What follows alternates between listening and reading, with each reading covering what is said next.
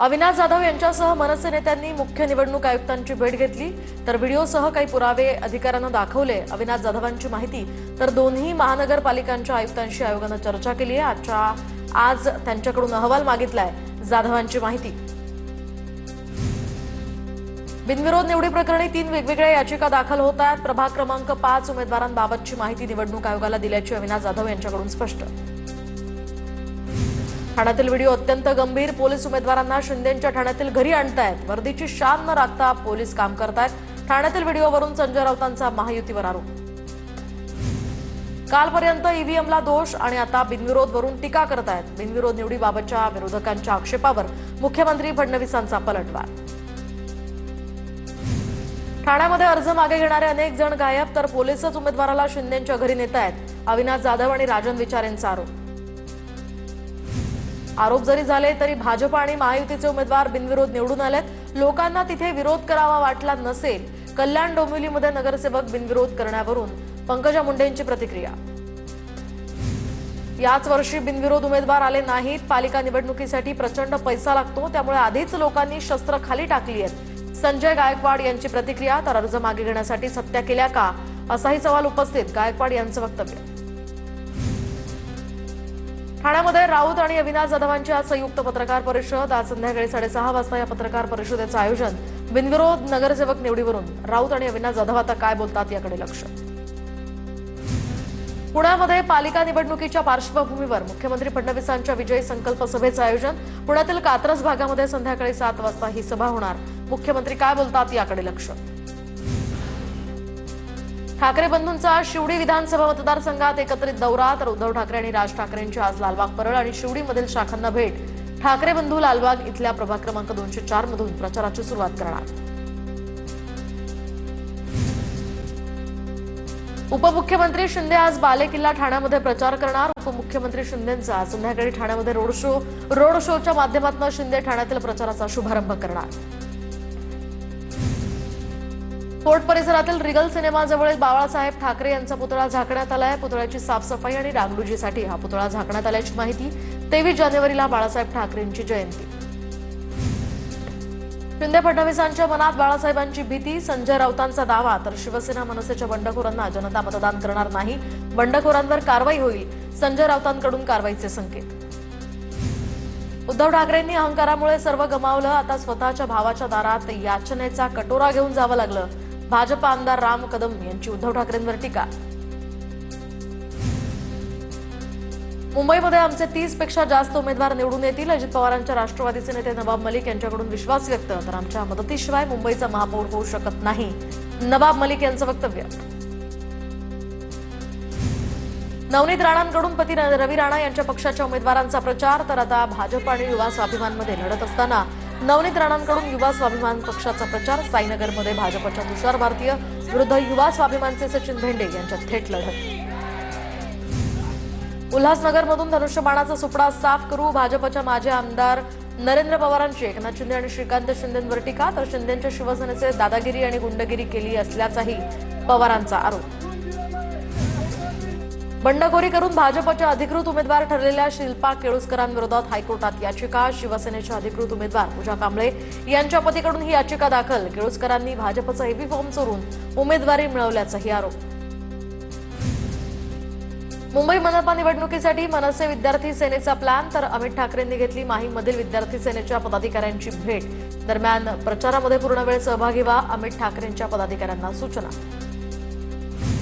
ठाण्यामध्ये महाविकास आघाडी आणि मनसे एकत्र लढणार होती, मात्र चर्चा शेवटच्या टप्प्यात असताना काँग्रेसला आघाडीतनं बाजूला करण्याचं काम आव्हाडांनी केलं।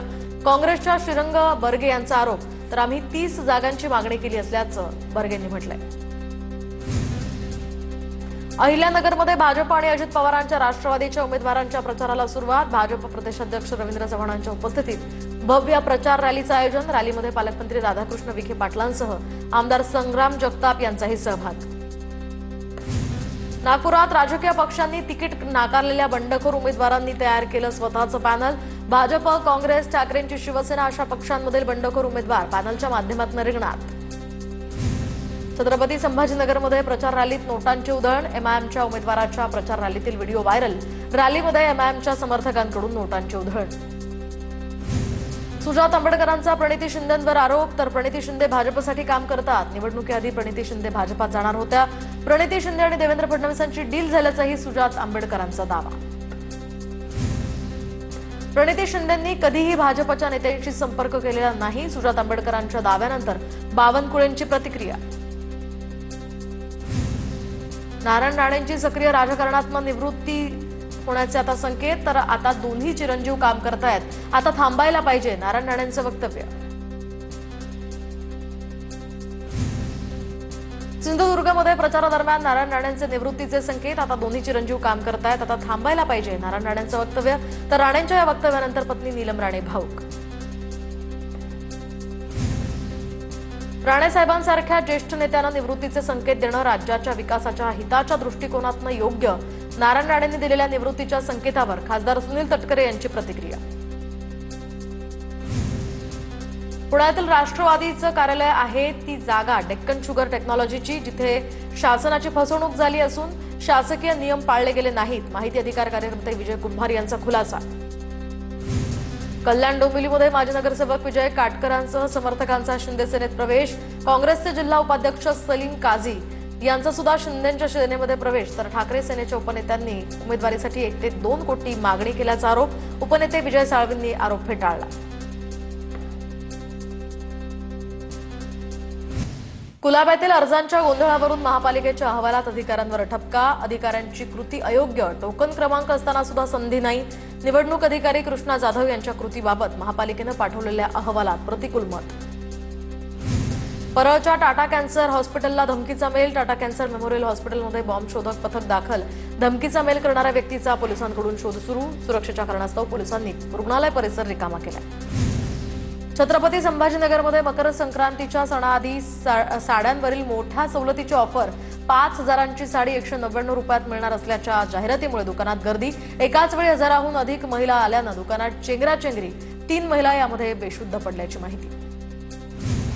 लातूर जिल्ह्यामध्ये ऊसाची ट्रॉली अंगावर कोसळल्यानं बीडमधील ऊसतोड मजुराचा मृत्यू. संपूर्ण घटना फेसबुक लाईव्हमध्ये कैद. कुटुंबाला संबंधित कारखान्यानं मदत करावी, मृतांच्या कुटुंबियांची मागणी.